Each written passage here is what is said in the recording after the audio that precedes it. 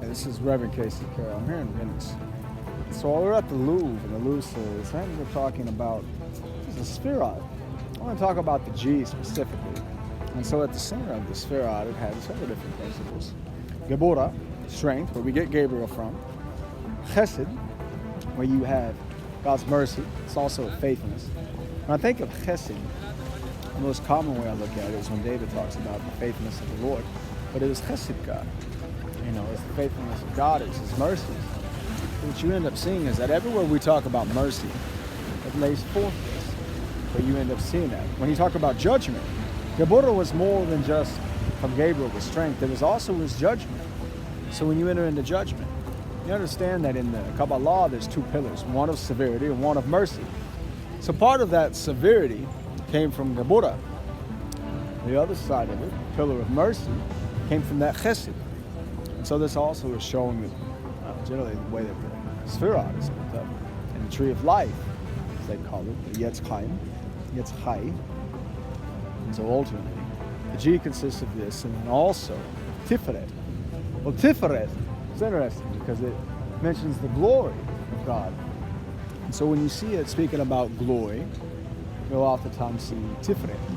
Sometimes you see Kabod, that's also for respect. And it was these three characteristics that were tied together.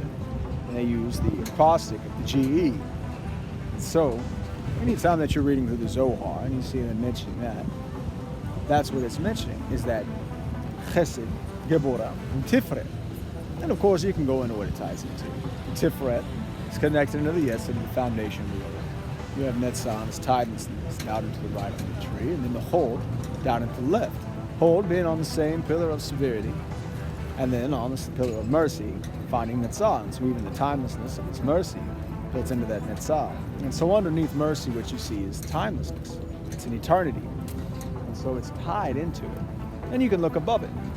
And you can see where you have Chokmah above Chesed, and how it is the wisdom of God goes on forever, as well as His mercy.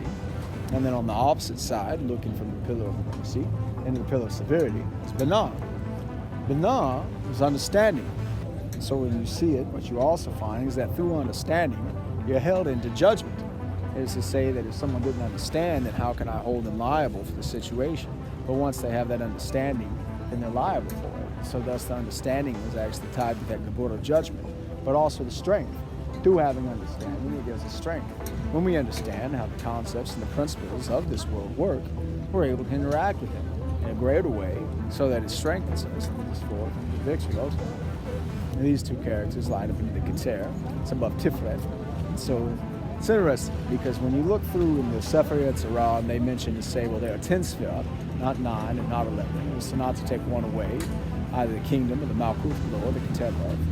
But the one that they don't often add and mention sometimes is Doth. Doth was knowledge.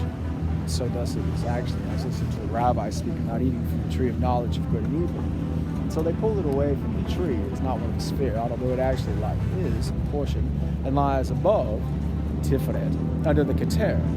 And so even that knowledge guides forth under the crown, the King of God. And so when we look at the G, what we find is the heart of the sphere. It builds forth the principles of God's glory, of His mercy, of His strength and judgment. And we find that when we look further into it, that each one of the Sphirot is actually built with a Sphirot within itself. And so that this is the heart of it itself, and there also exists within it a G unto each Sphirot. It's kind of complicated.